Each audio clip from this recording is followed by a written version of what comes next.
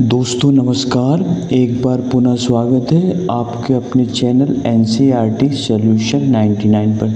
दोस्तों आज के हम इस वीडियो में कवर करेंगे उत्तर प्रदेश प्रवक्ता भर्ती परीक्षा के सॉल्व पेपर को। बच्चों ये पेपर 2021 को आयोजित हुई थी ये परीक्षा, और परीक्षा का दिनांक था 17 और 18 अगस्त 2021 को।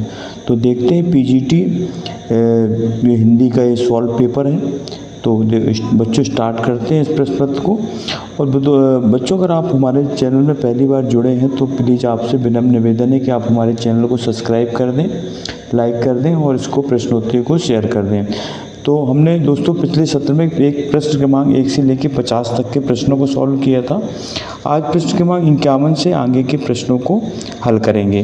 तो आप जो है पेन कॉपी लेकर बैठें और इन प्रश्नों को नोट डाउन करें, और जो है कमेंट सेक्शन में आप अपनी प्रतिक्रिया अवश्य दें कि आपने कितने प्रश्नों को हल किया है। तो देखते हैं दोस्तों पहला प्रश्न 51 प्रश्न पूछा गया है, शेखर जोशी की कहानी कौन है।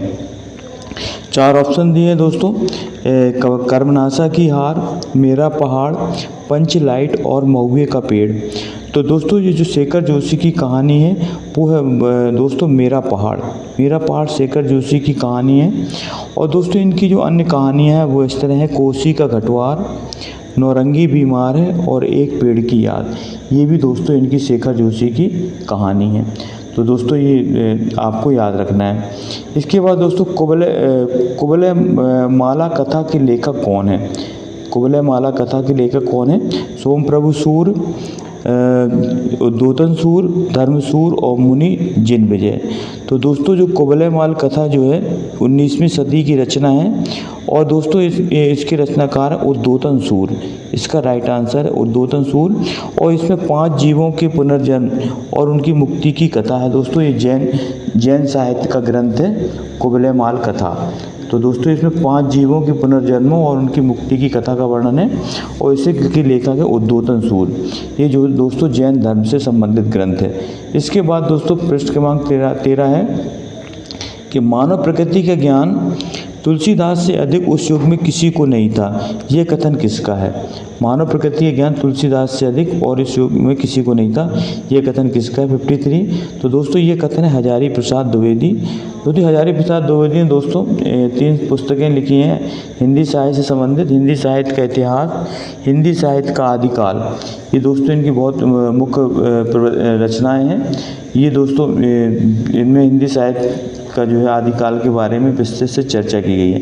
तो मानव प्रकृति का ज्ञान तुलसीदास से अधिक उस युग में किसी को नहीं था। तो ये रचना है दोस्तों हजारी प्रसाद द्विवेदी की, इसको आप याद रखें।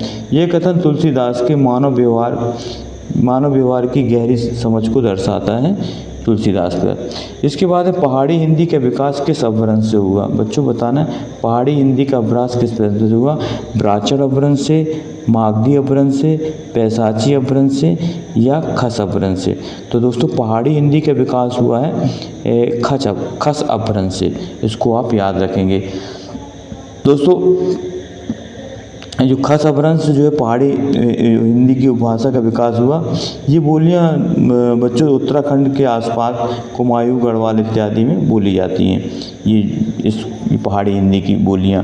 इसके बाद दोस्तों तार सप्तक का प्रकाशन काल बताना है। तार सप्तक का, तो दोस्तों तार सप्तक का प्रकाशन हुआ 1943 में तार सप्तक का प्रकाशन हुआ। इसे दोस्तों पहला तार सप्तक भी कहा जाता है। दोस्तों तार सप्तक के जो संपादक थे 2 अज्ञे थे, और इनका पूरा नाम था सच्चिदानंद हीरानंद वात्स्यायन।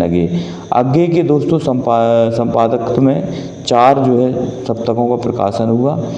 जो पहला तार सप्तक उसको तार सप्तक को पहला तार सप्तक भी कहा जाता है। दूसरा तार सप्तक दोस्तों 1951 में, तीसरा तार सप्तक 1959 में, और चौथा जो तार सप्तक था वो था 1979 में। इसके बाद है इनमें से एक का अर्थ ऐतराज है। बताना दोस्तों किसका अर्थ ऐतराज है। विघ्न, विपत्ति, संकट और आपत्ति। तो दोस्तों इसमें बताना है किस शब्द का एक अर्थ ऐतराज है। तो दोस्तों इसमें जो आपत्ति है इसका अर्थ होता है ऐतराज। इसके बाद बहुवचन की दृष्टि से एक वाक्य शुद्ध है। बताना चिड़ियाँ उड़ गईं, चिड़िया उड़ गई, चिड़ियाएँ उड़ गईं और चिड़ियाँ उड़ गईं। तो दोस्तों इसका राइट आंसर है डी 57 का चिड़ियाँ उड़ गईं। ये दोस्तों ये बहुवचन की दृष्टि से शुद्ध है। इसके बाद दोस्तों इस बोली में उत्तम पुरुष एक वचन के स्थान पर उत्तम पुरुष बहुवचन का प्रयोग किया जाता है। बताना दोस्तों किस बोली में? अवधी, खड़ी बोली, ब्रज और हरियाणवी। तो दोस्तों ये अवधी बोली में दोस्तों उत्तम पुरुष एक वचन के स्थान पर उत्तम पुरुष बहुवचन का प्रयोग किया जाता है दोस्तों अवधी बोली में। इसको आप याद रखेंगे। नई कविता के विषय में असत्य कथन कौन सा है दोस्तों? नई कविता के बारे में इसमें नए भाव बोध की अभिव्यक्ति हुई है, ये बिल्कुल सही है दोस्तों।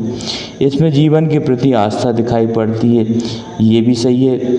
इसके बाद दोस्तों इसमें दिया नई कविता की रचयिताओं में अधिकांश प्रगतिवाद और प्रयोगवाद के खेमे में रह चुके हैं, ये भी सही है। यह कविता हास्योन्मुख मध्यम वर्गीय समाज के जीवन का चित्र है। अर्थात इसमें बताया गया कि ये कविता जो है समाज के मध्यम वर्गीय समाज के पतन का चित्रण करती है। दोस्तों ये गलत है, इसका राइट आंसर यही है डी नंबर। इसके बाद दोस्तों 60वां क्वेश्चन पूछा है, आँख बिछाना मुहावरे का सही अर्थ क्या है? तो प्रायश्चित करना, आंखें थक जाना, उपेक्षा करना, हृदय से आदर करना। तो दोस्तों इसका अर्थ है हृदय से आदर करना, इसका राइट आंसर।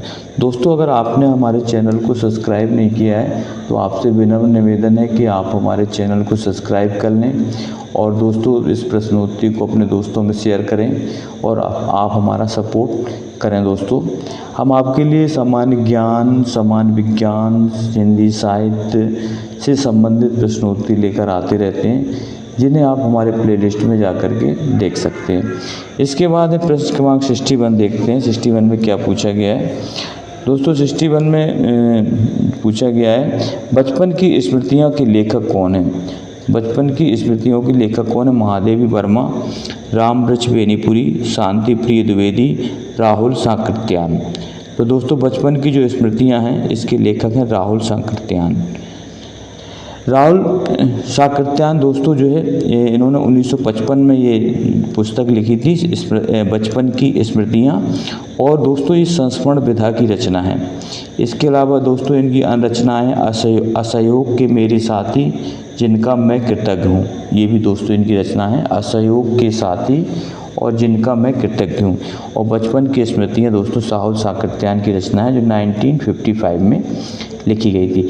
भक्तिकालीन रस सिद्धांत विषयक ग्रंथ है। दोस्तों बताना भक्ति काल का कौन सा जो रस सिद्धांत के समय में के से संबंधित ग्रंथ है? रस प्रबोध, रस मंजरी, रस रहस्य और रस रंग। तो दोस्तों जो रस मंजरी ग्रंथ है जो ये भक्ति काल का रस सिद्धांत दोस्तों विषयक ग्रंथ है। दोस्तों ये रस मंजरी दोस्तों नंददास द्वारा लिखा है। दोस्तों एक रस मंजरी और है जो कि भानुदत्त द्वारा लिखा गया है। तो दोस्तों रस मंजरी नाम से दो लेखक हैं रस मंजरी नाम से रचनाओं के। एक जो है रस मंजरी के लेखक हैं आपके जो है नंददास, और एक रस मंजरी के लेखक हैं दोस्तों भानुदत्त। दोस्तों इसमें जो है रस विषयक सिद्धांतों का वर्णन किया है और नायिका भेद का भी दोस्तों इसमें वर्णन है, इसको आप याद रखेंगे। इसके बाद पुष्य या पुंड को हिंदी का प्रथम कवि किसने माना है? तो 4 ऑप्शन दिए, राहुल सांकृत्यायन, दशरथ ओझा, रामविलास शर्मा और शिव सिंह सेंगर। तो दोस्तों जैसा कि पता है पुष्य या पुंड को जो है हिंदी का पहला कवि माना था, आपको पता होगा, वो था जो है शिव सिंह सेंगर ने। तो दोस्तों इसका राइट आंसर शिव सिंह सेंगर ने पुष्य या पुंड को हिंदी का पहला कवि माना था। राहुल सांकृत्यायन ने दोस्तों सरपा को हिंदी का पहला कवि माना था, इसको आप याद रखेंगे ये अक्सर। और सर्वमान्य जो है दोस्तों सरपा को ही हिंदी का प्रथम कवि कहा जाता है। इसके बाद दोस्तों प्रश्न क्रमांक 64 है अष्टाध्यायी के रचनाकार कौन है? तो कात्यायन, पाणिनि, कैवट और पतंजलि। तो दोस्तों अष्टाध्यायी के रचनाकार हैं दोस्तों पाणिनि, इसको आप अच्छी तरह से याद रखें। दोस्तों पाणिनि ये अष्टाध्यायी एक व्याकरण ग्रंथ है दोस्तों। इसमें अष्टाध्यायी 8 अध्याय हैं और संस्कृत व्याकरण का दोस्तों इन्हें जनक भी कहा जाता है पाणिनि को, ये भी आप याद रखें। ये दोस्तों व्याकरण ग्रंथ है संस्कृत भाषा का। वीणा पाणि में समास है बहुब्रीहि, कर्मधारय, दृगु और अव्ययीभाव समास। तो दोस्तों वीणा पाणि का विग्रह करेंगे तो वीणा है पाणी, पाणी दोस्तों मतलब हाथ, वीणा है जिसके हाथ में अर्थात सरस्वती। तो सरस्वती के लिए आ रहा है दोस्तों तीसरा अर्थ निकलता है। जहाँ दोनों पद प्रधान ना होकर के तीसरा पद प्रधान होता है वहाँ दोस्तों बहुब्रीहि समाज होता है, इसलिए दोस्तों वीणा पाणी में बहुब्रीहि समाज है। कर्मधारय समाज वहाँ होता है दोस्तों जहाँ विशेषण विशेष का संबंध होता है, और द्विगु समाज वहाँ होता है जहाँ पर पूर्व पद संख्यावाची होता है, और अव्ययी समाज वहाँ होता है जहाँ पर दोस्तों पहला पूर्व पद अव्यय होता है। विज्ञान गीता किसके द्वारा लिखी गई रचना है?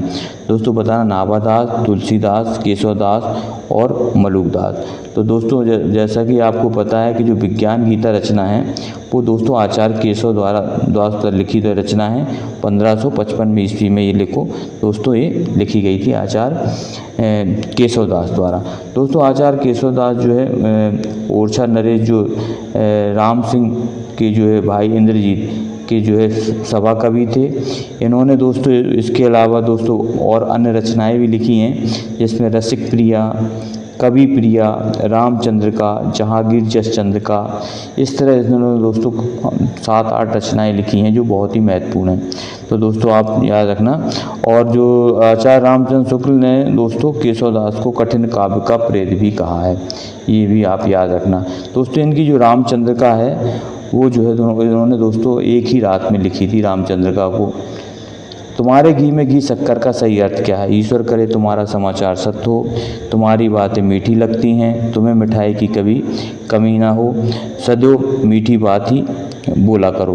तो बताना दोस्तों ये लोकोक्ति तो तुम्हारे मुँह में घी शक्कर, इसका अर्थ बताना है दोस्तों। तो प्रश्न क्रमांक है दोस्तों 67। तो दोस्तों इसका अर्थ है ईश्वर करे तुम्हारा समाचार शुभ हो। इसके बाद दोस्तों 68 है इतिवृत्ति और आलोचना का संवेद रूप होने का वह इतिहास आज भी प्रकाश स्तंभ बना हुआ है। इस कथन में जिस इतिहास की वो संकेत किया गया उसके लेखक कौन है?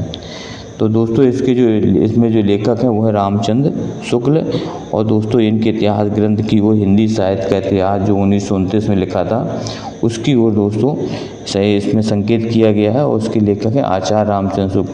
दोस्तों इनका इतिहास ग्रंथ मील का पत्थर माना जाता है, सबसे प्रामाणिक इतिहास ग्रंथ माना जाता है, ये तो आचार्य रामचंद्र शुक्ल है। और दोस्तों जो आचार्य रामचंद्र शुक्ल का इतिहास 1929 में दोस्तों ये लिखा गया था दोस्तों, और ये हिंदी शब्द सागर की भूमिका में लिखा गया था, इसको भी आप याद रखेंगे। प्रश्न क्रमांक 69 निम्नलिखित में से कौन सा बहुब्रीहि समास का उदाहरण नहीं है? चंद्रशेखर, चक्रपाणि, चंद्रकांति और राजपुरुष। तो दोस्तों बताना कौन सा बहुब्रीहि समाज का उदाहरण नहीं है? तो दोस्तों राजपुरुष है राजा का पुरुष, अर्थात इसमें दोस्तों विभक्ति का लोप हो रहा है। तो दोस्तों यहाँ पे संबंध तत्पुरुष समाज का उदाहरण है। चंद्रशेखर शिखर पर है जिसके चंद्रमा, ये शंकर जी के लिए आ रहा है दोस्तों। चक्रपाणि जिसके हाथों में क्या हो चक्र हो, ये भी दोस्तों विष्णु के लिए है। तो ये यहाँ तीसरा अर्थ निकला। जबकि दोस्तों राजपुरुष का अर्थ राजा का पुरुष, विभक्ति का लोप हो रहा है, इसलिए तत्पुरुष समाज के अंतर्गत। निम्नलिखित में एक सूर्य का पर्यायवाची बताना दोस्तों कौन सा? रस, निचोड़, अर्क और सार। तो दोस्तों बताना सूर्य का पर्यायवाची कौन सा है? तो दोस्तों सूर्य का पर्यायवाची अर्क। अर्क दोस्तों सूर्य का पर्यायवाची है। सूर्य के दोस्तों अन्य पर्यायवाची हैं भानु, रवि, दिनेश, दिनकर, दिवाकर, भास्कर, भानु, आदित्य, प्रभाकर, अर्क, मार्तंड और पतंग। इस तरह दोस्तों इनके बहुत सारे पर्यायवाची हैं सूर्य के। इसके बाद निम्नलिखित में से घनानंद की रचना कौन सी नहीं? प्रश्न 71 पूछा गया दोस्तों, 71 है। तो इसमें 4 ऑप्शन प्रिया प्रसाद, भावना प्रकाश, प्रीति पावस और पक्षी विलास। तो दोस्तों इसका जो 71 का जो राइट आंसर है दोस्तों डी है, पक्षी विलास जो है दोस्तों घनानंद की रचना नहीं है। जबकि जो है प्रिया प्रसाद, भावना प्रकाश और प्रीति पावस, ये दोस्तों तीनों रचनाएं घनानंद की हैं। घनानंद दोस्तों रीति काल के रीति मुक्त धारा के कवि थे, इसको आप याद रखेंगे, रीति काल के रीति मुक्त धारा के कवि थे। घनानंद, आलम, बोधा, ठाकुर, ये 4 कवि दोस्तों रीति मुक्त काव्य धारा के कवि थे। और नादिर शाह के आक्रमण के समय दोस्तों इनकी मृत्यु हो गई थी, इसको भी आप याद रखेंगे। तो दोस्तों इसकी जो इनकी रचना नहीं है वो है पक्षी विलास। दोस्तों इनकी रचनाएं हैं जो वो इस प्रकार हैं दोस्तों, सुजान सागर, इश्कलता, यमुना यस, रस के बिल्ली और प्रीति पावस। तो दोस्तों एक बार रचना और सुन लें इनकी, सुजान सागर, इश्कलता, यमुना यस, रस के बिल्ली और प्रीति पावस। इसके बाद दोस्तों प्रश्न क्रमांक अगला देखते हैं, प्रश्न क्रमांक 72। प्रश्न 72 में क्या पूछा गया? मंगलेश डबराल का कविता संग्रह है, पूछा है ठेले पर हिमालय, पहाड़ पर लालटेन, घास में दुबका आकाश और हरी छड़ पर घास भर। तो दोस्तों मंगलेश डबराल का जो कविता संग्रह है दोस्तों वो है पहाड़ पर लालटेन, इसको आप याद रखेंगे। दोस्तों ये जो है मंगलेश डबराल का दोस्तों कविता संग्रह है। ठेले पर हिमालय ये दोस्तों निबंध है, ये जो है आपका धर्मवीर भारती का है। हरी घास छड़ पर ये रचना दोस्तों अज्ञेय की है, सच्चिदानंद हीरानंद वात्स्यन अज्ञेय की। मंगलेश डबराल की दोस्तों जो अन्य रचनाएं हैं वो हैं घर का रास्ता, हम जो देखते हैं और आवाज़ भी एक जगह है, ये दोस्तों इनकी प्रमुख रचनाएं हैं। समष्टि शब्द का विलोम क्या होगा? दोस्तों समष्टि शब्द का अर्थ होता है सम्मिलित या सामूहिक रूप होता है, और जो दोस्तों इसका विलोम होगा व्यष्टि। व्यष्टि का अर्थ होता है दोस्तों जो है अलग किया हुआ, तो समष्टि का विलोम हो जाएगा दोस्तों व्यष्टि। इसका राइट आंसर दोस्तों ये है, समष्टि का विलोम आपको याद रखना व्यष्टि होता है। निम्नलिखित में से कौन सा धनुष का पर्यायवाची नहीं? दोस्तों बताना धनुष का पर्यायवाची नहीं है। सरासन, असी, कोदंड और पिनाक। तो दोस्तों इसमें जो 74 में जो इसका पर्यायवाची नहीं है धनुष का दोस्तों वो है हमारा असी। असी जो है दोस्तों ये धनुष का पर्यायवाची नहीं है। असी जो है दोस्तों तलवार का पर्यायवाची है। बाकी सरासन, कोदंड और पिनाक तीनों दोस्तों ये धनुष के पर्यायवाची हैं, इसको आप अच्छी तरह से याद रखें। और दोस्तों असी के और पर्यायवाची तलवार भी होता है और भुजाली भी होता है इसके पर्यायवाची। इसके बाद दोस्तों अंतिम प्रश्न है आज का 75। आ कहानी आंदोलन के पुरस्कर्ता माने जाते हैं? तो गंगा प्रसाद बिमल, मोहन राकेश, रविंद्र कालिया और रमेश बख्शी। तो दोस्तों आ कहानी आंदोलन के पुरस्कर्ता माने जाते हैं वो हैं गंगा प्रसाद बिमल। तो दोस्तों ये थे 75 क्वेश्चन। जबकि दोस्तों मोहन राकेश जो है इन्हें नई कहानी का प्रवर्तक माना जाता है, मोहन राकेश को। और दोस्तों रविंद्र कालिया की रचना का नाम है 9 साल छोटी पत्नी, ये इनकी रचना है। तो दोस्तों गंगा प्रसाद बिमल आ कहानी आंदोलन के प्रवर्तक हैं, जबकि मोहन राकेश नई कहानी की प्रवर्तक माने जाते हैं। तो दोस्तों ये थे आज के 25 क्वेश्चन टॉप। तो दोस्तों आप ये प्रवक्ता भर्ती परीक्षा का पेपर है दोस्तों 2021 में ये परीक्षा आई हुई थी 17-18 अगस्त 2021 को। तो दोस्तों पुराने प्रश्नों की श्रृंखला इसी तरह जारी रहेगी, आप हमसे जुड़ें। हमारे चैनल को अगर आपने सब्सक्राइब नहीं किया है तो आप सब्सक्राइब कर लें, और हम इसी तरह आपके लिए पुराने प्रश्न पत्र लेकर आते रहेंगे। दोस्तों आपका दिन शुभ हो। जय हिंद, जय भारत, वंदे मातरम।